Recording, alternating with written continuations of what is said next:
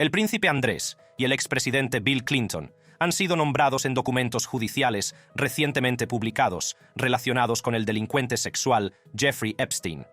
Recientemente, los documentos judiciales de Jeffrey Epstein han revelado quién es quién entre los famosos que se codean con el infame delincuente sexual.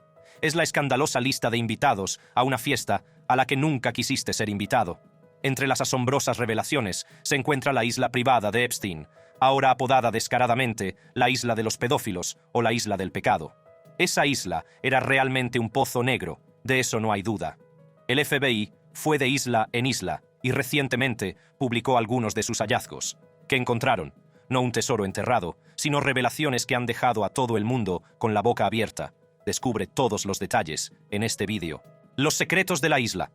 Little St. James es una diminuta isla de las Islas Vírgenes de EEUU, de aguas azules y transparentes. Antes de que llegara Epstein, formaba parte de un grupo de islas compradas por EEUU durante la Primera Guerra Mundial para impedir que Alemania las utilizara como base de submarinos. Ahora estas islas son conocidas por sus bajos impuestos, lo que atrae a muchos expertos financieros y empresas. Epstein aprovechó este entorno fiscal favorable para crear sus empresas. Su oficina, discretamente situada en un centro comercial costero de Santo Tomás, estaba cerca de un minimercado y una peluquería. Desde allí gestionaba sus asuntos financieros y acabó involucrándose en Little St. James. Todo empezó a finales de los 90, cuando Jeffrey Epstein entró en escena. En 1998, el plan de Epstein de crear su propio santuario privado tomó forma. Compró Little St. James al inversor de capital riesgo Arch Cumming. La transacción, valorada al parecer en algo menos de $8 millones, marcó el inicio del reinado de Epstein en este paraíso aislado. Con la adquisición de Little St. James, Epstein no perdió tiempo en transformar la isla para adaptarla a sus extravagantes gustos. Se eliminó la vegetación autóctona para dar paso a las imponentes palmeras de 12 metros que ahora dominan el paisaje. Pero esto no fue más que el principio de la gran visión de Epstein para su oasis privado. A partir de 2007, Epstein se embarcó en un ambicioso proyecto de construcción y remodelación que despertó las sospechas de las autoridades locales.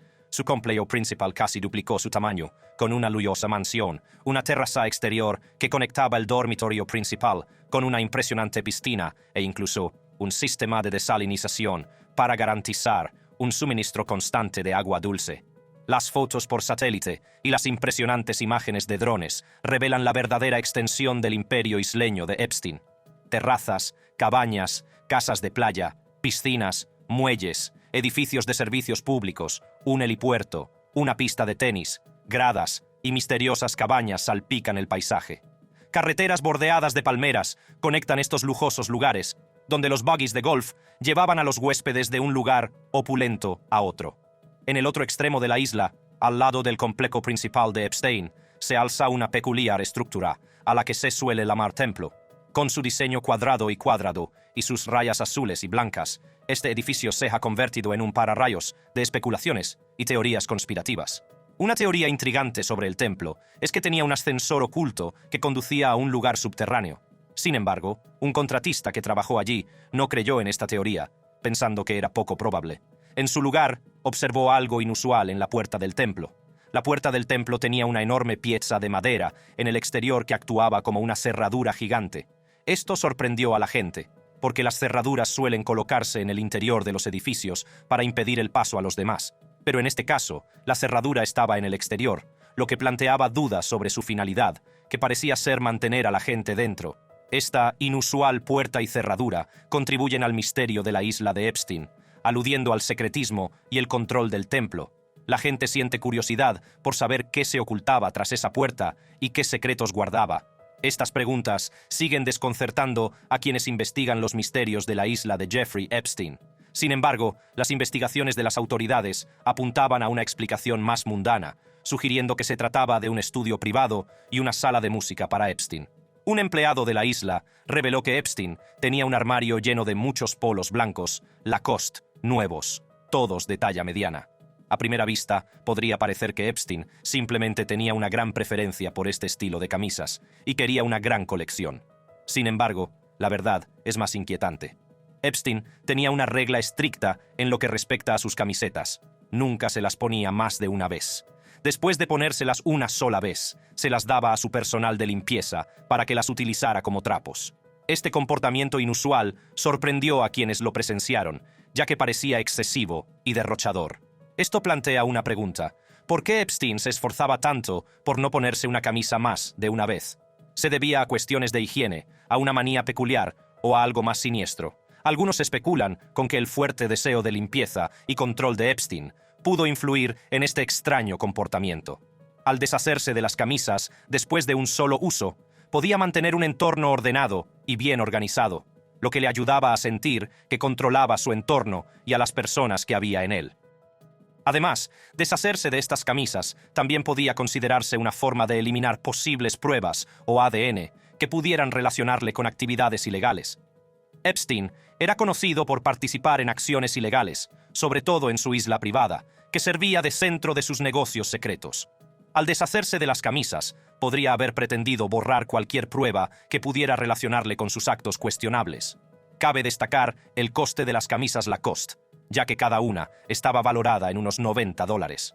Esto plantea dudas sobre la situación financiera de Epstein y hasta dónde estaba dispuesto a llegar para satisfacer sus inusuales hábitos.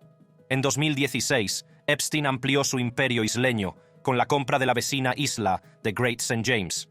Esta adquisición, supuestamente realizada bajo la apariencia de un empresario de Dubái llamado Sultan Ahmed bin Sulayem, aumentó aún más la intriga en torno a las actividades de Epstein. La presencia de Epstein en las islas no pasó desapercibida para la comunidad local. Algunos residentes expresaron su preocupación, pensando que la riqueza de Epstein le hacía intocable y fuera del alcance de un escrutinio adecuado. Se preguntaban si podría ser vigilado eficazmente, dada su influencia y sus contactos. Little's James no era solo un refugio tropical para Epstein, sino también un patio de recreo para los ricos y poderosos. En los días anteriores a su condena de 2008, Epstein visitaba la isla 2 o 3 veces al mes y se quedaba varios días seguidos. Fue durante estas visitas cuando empezó a desvelar la verdadera naturaleza de la vida en la isla.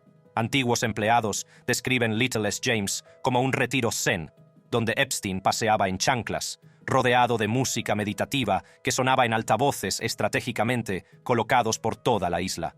Las mujeres eran una presencia constante en la isla, y a menudo se las veía en brazos de Epstein o de sus invitados. Algunas de estas mujeres eran sospechosamente jóvenes, lo que suscitaba dudas sobre su implicación y la naturaleza de sus relaciones con Epstein y sus socios. A menudo tomaban el sol en topless, lo que contribuía al aire de hedonismo que se respiraba en la isla. En ocasiones, estas mujeres eran transportadas a la isla en grupos a bordo de un barco de 38 pies de eslora llamado Lady Ghislaine, supuestamente bautizado así en honor a Ghislaine Maxwell, una antigua socia de Epstein. Little's James contaba con una plantilla de unas 16 personas, desde cuidadores y jardineros hasta lavanderas y capitanes de barco de guardia. Todos ellos habían jurado guardar un estricto secreto y tenían instrucciones de permanecer fuera de la vista de Epstein mientras desempeñaban sus funciones. Sus uniformes consistían en polos negros o blancos y pasaban desapercibidos mientras atendían los caprichos de su rico y poderoso patrón. El personal de la isla tenía prohibida la entrada a cualquiera de las 2 oficinas de Epstein en la mansión principal.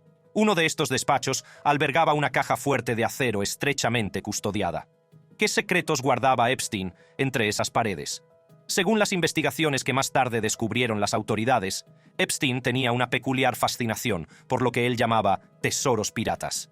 Recompensaba a sus sirvientes con pagos que oscilaban entre $100 y $1,000 por hallazgos interesantes, como botellas de ron y vajillas antiguas descubiertas en la isla. Epstein tenía una estricta rutina diaria en la isla. Prefería no comer delante de los demás, optando en su lugar por tentempiés que consumía en su habitación. En este espacio privado también recibía masajes diarios, un capricho que estaba estrictamente prohibido para el personal de la isla. Molestarlo en su santuario estaba absolutamente prohibido. Sin embargo, incluso dentro de los confines de sus aposentos privados, se vislumbraba un lado más oscuro. En una ocasión, mientras Epstein estaba fuera, los empleados se toparon con una caja de juguetes sexuales. Este descubrimiento dejó entrever la existencia de un mundo oculto de placer y desenfreno que Epstein mantenía oculto a las miradas indiscretas.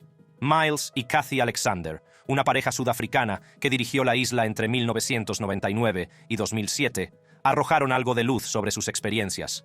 Describieron a Epstein como un hombre amable, pero su trabajo se basaba en la discreción. Afirmaron tener la conciencia tranquila y nunca presenciaron nada inapropiado durante su estancia en la isla. La riqueza y las conexiones de Epstein le convirtieron en una figura formidable en la isla. Se sabía que estaba asociado con personas influyentes de diversos sectores, lo que planteaba interrogantes sobre el alcance de su poder y la protección de que gozaba. Propiedad e invitados. De vez en cuando recibía a invitados ricos e influyentes. Entre ellos estaban el físico teórico Stephen Hawking, el premio Nobel Lawrence Krauss, el cómico Chris Tucker, el magnate de Victoria's Secret Les Wexner, la modelo Naomi Campbell, el ex asesor de Tony Blair Lord Peter Mandelson e incluso el príncipe Andrés del Reino Unido. Se ha afirmado que el expresidente estadounidense Bill Clinton también fue huésped de la isla, aunque él niega haber estado allí. Otra figura controvertida vinculada a Epstein es Donald Trump, que al parecer voló en uno de los jets privados de Epstein, pero sigue sin estar claro si visitó la isla. Incluso se dice que el mago David Copperfield pidió matrimonio a la supermodelo Claudia Schiffer en esta misma isla. Los invitados llegaban en los jets Gulfstream privados de Epstein al aeropuerto Cyril E. King de Santo Tomás, en una zona apartada de la pista principal. Desde allí, eran trasladados a Little St. James en uno de los helicópteros negros de Epstein, lo que añadía un aire de exclusividad y secretismo a sus visitas. Una vez en la isla, Epstein no escatimaba en atenciones para sus invitados. Hacía todo lo posible para garantizar su comodidad y entretenimiento. Por ejemplo, se dice que pagó la modificación de un submarino para que el profesor Hawking pudiera realizar una excursión única por el fondo marino. Este nivel de lujo y extravagancia creó una atmósfera similar a la de un hotel de 5 estrellas, en el que nadie pagaba. A pesar de la naturaleza inquietante de las actividades que tenían lugar en la isla, algunos huéspedes parecían ajenos a la oscuridad que les rodeaba. Cathy Alexander, una antigua empleada, recuerda al príncipe Andrés como uno de los visitantes más amables, describiéndolo como muy divertido y poco exigente. Sin embargo, un incidente con un erizo de mar reveló una faceta chocante del comportamiento del príncipe. Un día, regresó de la playa muy contento después de orinar en el pie de una compañera para aliviar el dolor causado por la criatura marina. La señora Alexander recuerda que el príncipe Andrés le dio una propina de $350, algo inesperado, ya que los demás huéspedes no solían dejar este tipo de propinas. Estos atisbos de la vida de los visitantes de la isla dan una idea de las actividades que se desarrollaban a puerta cerrada. Con el paso de los años, los habitantes de Santo Tomás empezaron a rumorear sobre las actividades de Epstein en la isla. Se referían a sus jets privados como el Lolita Express, aludiendo a la naturaleza siniestra de los invitados que traía consigo. Incluso los submarinistas que se aventuraban cerca de la isla se encontraban con guardias de seguridad que patrullaban a la orilla del agua, asegurándose de que nadie se topara con los oscuros secretos de la isla. La isla de Epstein se convirtió en un centro neurálgico de la construcción, con unos 200 trabajadores que iban y venían cada día para construir sus proyectos. Estos trabajadores tenían instrucciones de mantenerse al margen y hacer su trabajo, mientras que Epstein regalaba ocasionalmente materiales viejos o sobrantes. Esta bulliciosa actividad de construcción servía de tapadera para las actividades ilícitas que tenían lugar en la isla. El personal del aeropuerto de St. Thomas también echó un vistazo al mundo de Epstein. Un antiguo controlador aéreo reveló detalles espeluznantes al ver a Epstein salir de su helicóptero, pararse en la pista a la vista de todos y embarcar en su jet privado con niñas de corta edad. El relato de este testigo ocular, junto con las conversaciones mantenidas entre el personal del aeropuerto, suscitaron preocupación por la presencia de Epstein entre niños. Sin embargo, creían que las fuerzas del orden se estaban ocupando de la situación, por lo que no sabían a quién dirigirse ni si realmente le importaba a alguien.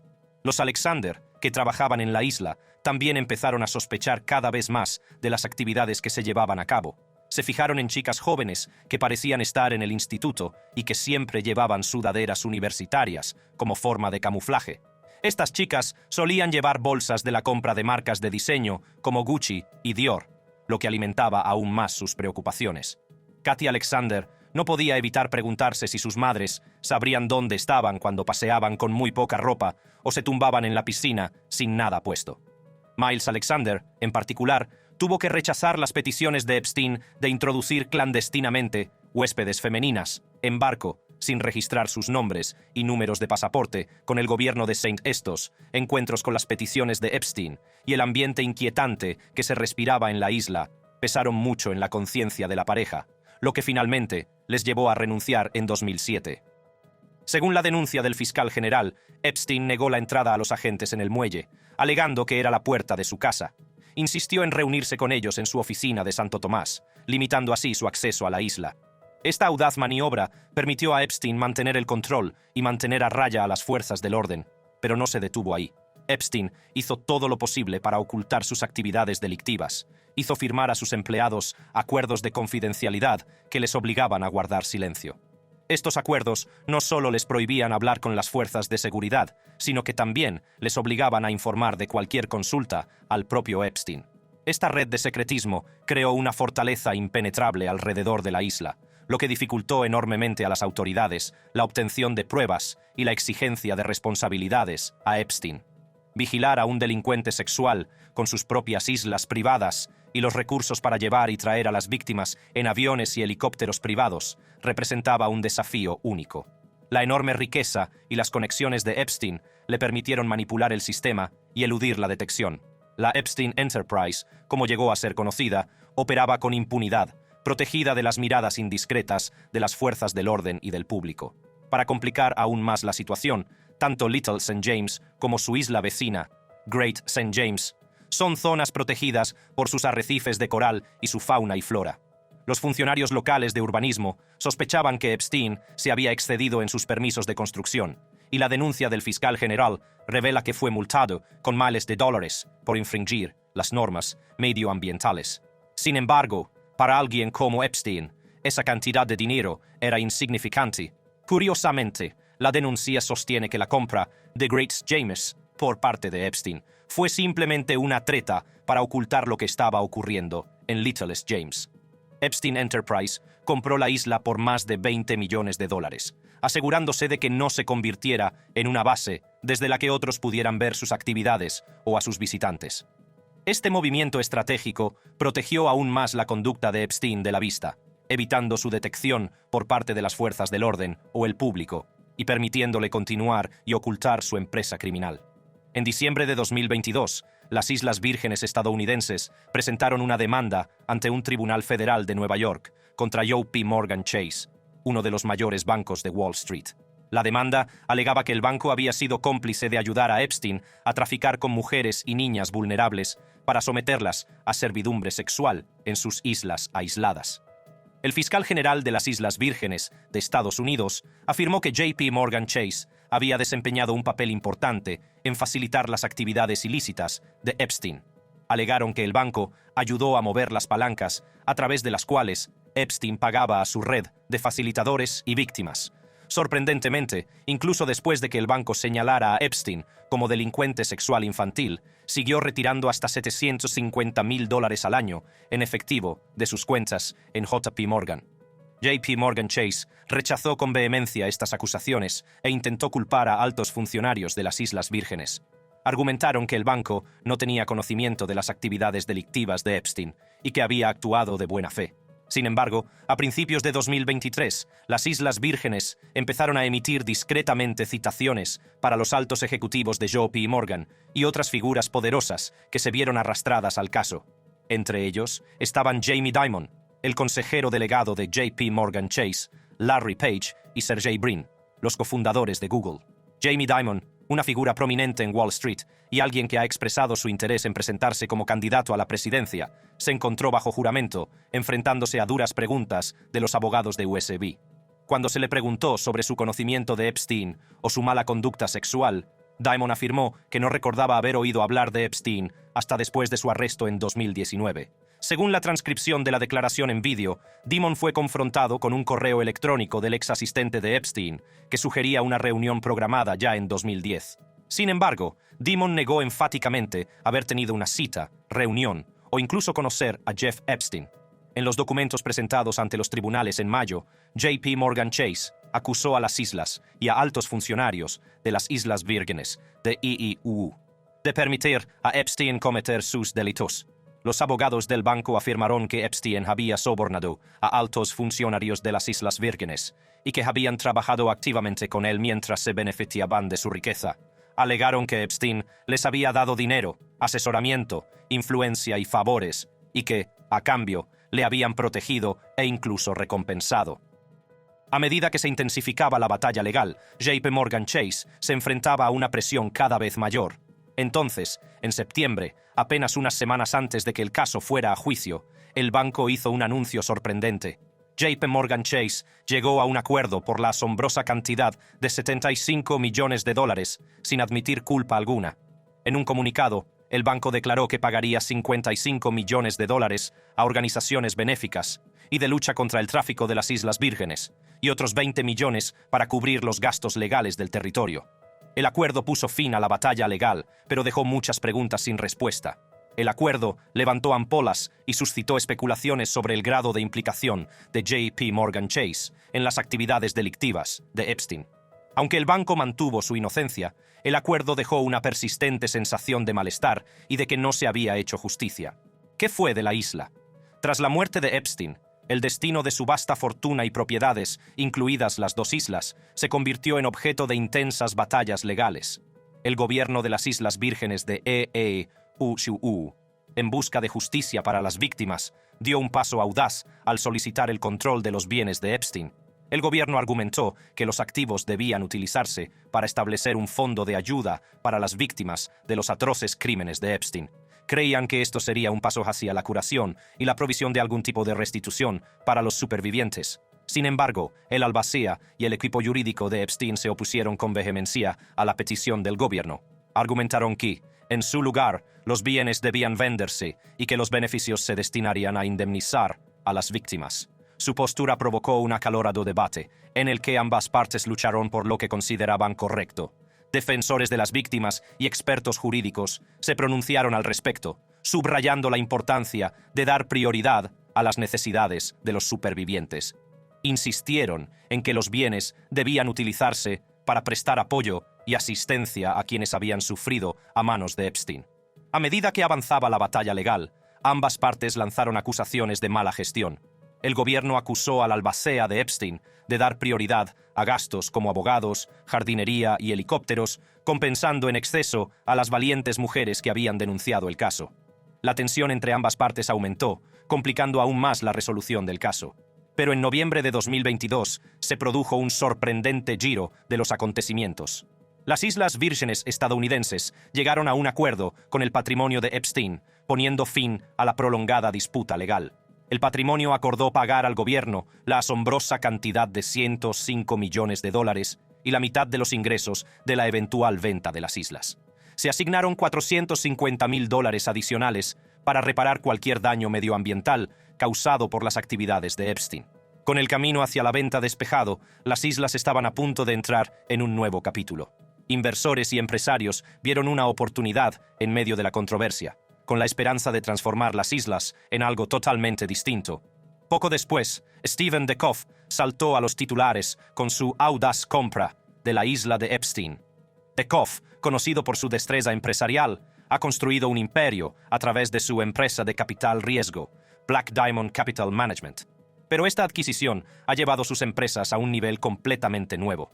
Según un comunicado de prensa, Stephen Dekoff ha adquirido Epstein Island por la friolera de $60 millones, la mitad del precio inicial. El precio de compra por sí solo es suficiente para hacerse ilusiones. Sin embargo, la compra de Epstein Island por Stephen Dekoff marca un punto de inflexión en su historia. En el comunicado de prensa se revela que Dekoff tiene ambiciosos planes para las islas. Pretende renovar las estructuras existentes y transformar la isla en un complejo turístico de lujo, con 25 opulentas habitaciones. Pero no se trata solo de crear una lujosa escapada. La visión de Dekoff va más allá de la mera indulgencia. Su objetivo es contribuir al desarrollo de toda la región, preservando el entorno natural de las islas. Este compromiso con el crecimiento sostenible queda patente en el comunicado de prensa, en el que se afirma que una parte significativa de los ingresos de la venta se pagará al gobierno de las Islas Vírgenes de EEUU, como parte de un acuerdo de conciliación anunciado previamente. Con esta compra, Stephen Dekoff no solo se hace con la propiedad de la isla Epstein, sino que también asume la responsabilidad de transformar su pasado contaminado en un futuro más brillante. Stephen Dekoff ha amasado un asombroso patrimonio neto, estimado en unos $3.000 millones. Pero, ¿cómo ha conseguido una riqueza tan extraordinaria? Echemos un vistazo a su trayectoria profesional. La trayectoria de Dekoff comenzó en la Universidad de Cornell, donde se licenció en ciencias. Fue durante su estancia en Cornell cuando su espíritu emprendedor empezó a tomar forma. Con sed de conocimientos y ganas de marcar la diferencia, Dekoff emprendió un camino que le llevaría a grandes alturas. Tras graduarse, Dekoff no perdió tiempo en dejar su huella en el mundo empresarial. Perfeccionó sus conocimientos trabajando para empresas de renombre como Peabody & Co., Bear Stearns y Kidder. Estas experiencias le proporcionaron valiosos conocimientos sobre los entresijos de la industria financiera. En 1995, Stephen Dekoff dio un salto de fe y lanzó su propia empresa, Black Diamond Capital Management. Esta empresa de capital riesgo se convertiría en la piedra angular de su éxito. Con su liderazgo visionario y su astuta perspicacia empresarial, Dekoff impulsó a Black Diamond a nuevas cotas, transformándola en una potencia dentro del sector. En la actualidad, Black Diamond Capital Management tiene unos ingresos declarados de unos $9.000 millones. La empresa emplea a unas 100 personas, entre ellas 30 profesionales de la inversión que trabajan incansablemente para garantizar su éxito continuado. Las decisiones estratégicas de Dekoff y su inquebrantable dedicación han consolidado la posición de Black Diamond como líder en el panorama del capital riesgo. Pero los logros de Stephen Dekoff van más allá del ámbito empresarial. Cree firmemente en la necesidad de retribuir a la comunidad y ha realizado importantes contribuciones a diversas causas filantrópicas.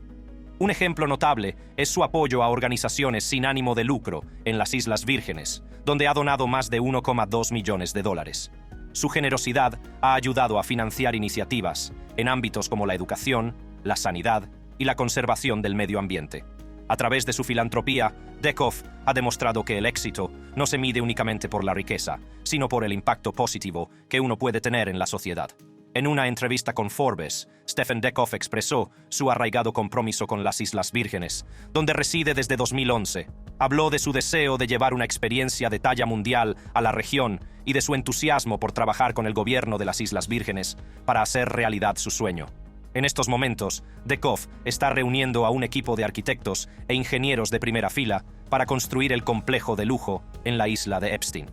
James, este ambicioso proyecto redefinirá el lujo y la hospitalidad en el Caribe.